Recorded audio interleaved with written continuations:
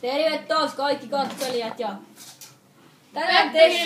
tänään testataan tällaista koppamiehen tuotetta kuin Savunaga.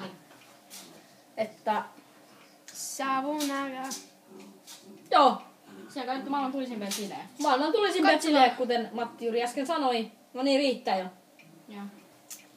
Että lusikallinen vedetään näistä. Ja täällä on jogurttia niinku aina. No niin. Jogurttia tiedä. No niin, Rasmus. Voi rassua. Siis tää on just savun aromi. Koska tää on savunaga.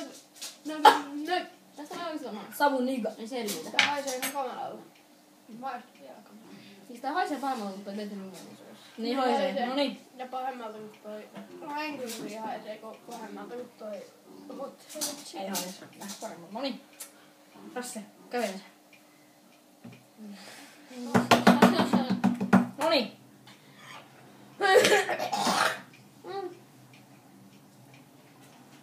Siis nielää. Joo, kyllä. okei. Hyi hitto. No niin. Milloin? No joku muu laskemaan. Jukka laske. Ei. Matti. 1, Monella. 3, No niin. 2, 3. Voi hyvä on paha. Ei oo niin paha. Myös sit on palleluita. Mm?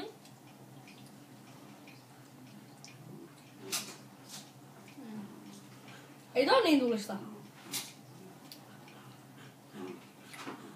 Kyllä tämä potkii, mutta... Joo.